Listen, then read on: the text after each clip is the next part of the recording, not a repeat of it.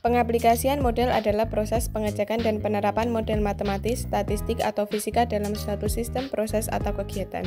Model ini digunakan untuk menggambarkan hubungan antara variabel-variabel dalam suatu sistem dan memprediksi hasil dari suatu input.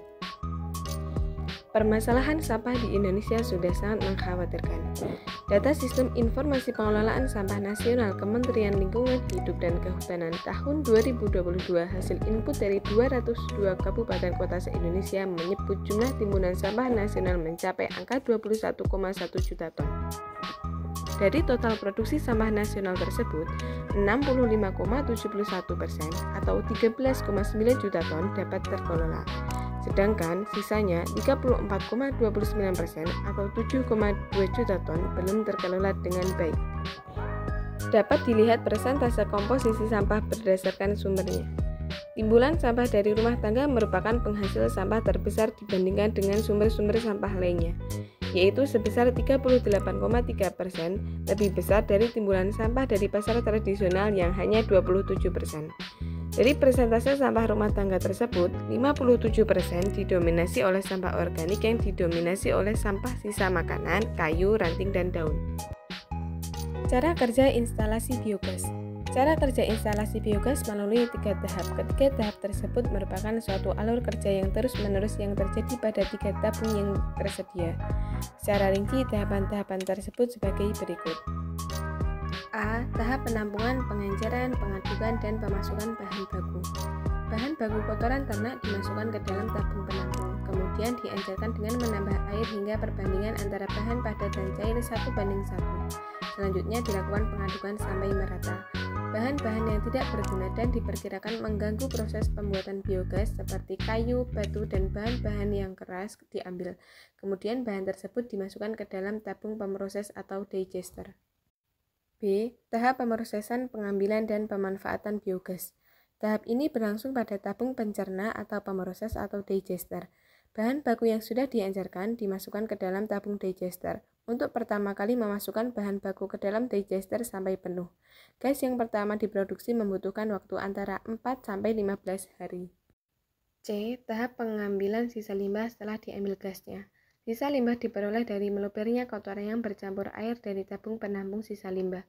Sisa bahan yang diambil merupakan sisa dari limbah yang telah diambil gasnya oleh bakteri metan atau bakteri biogas, bentuknya seperti lumpur. Sisa bahan ini masih mempunyai kandungan N tinggi karena bahan pembuat biogas misalnya kotoran ternak merupakan bahan organik yang mempunyai kandungan N tinggi di samping C, H, dan O. Selama berlangsungnya proses pembuatan biogas, unsur-unsur yang digunakan adalah unsur-unsur C, H, dan O dalam bentuk CH4 dan CO2. Penggunaan biogas memiliki manfaat dan kelebihan yaitu 1. Biogas ramah lingkungan dan ekonomi. Biogas adalah sumber energi yang terbarukan sekaligus bersih.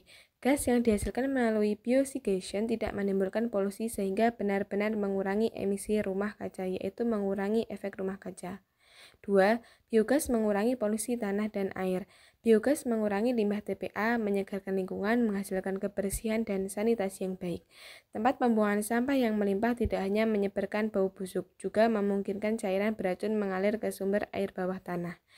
Dengan demikian, kelebihan lain dari biogas adalah generasi biogas dapat memperbaiki kualitas air. 3. Biogas menghasilkan pupuk organik. Produk sampingan dari proses pembangkitan biogas, yakni terbentuknya suplemen sempurna yang berguna sebagai pengganti pupuk kimia.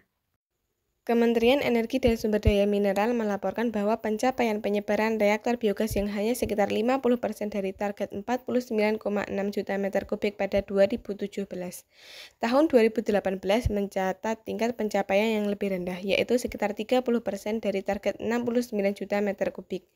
Menurut Kementerian, kendala penyebaran reaktor biogas adalah tidak adanya dana dari anggaran pendapatan dan belanja negara untuk program tersebut.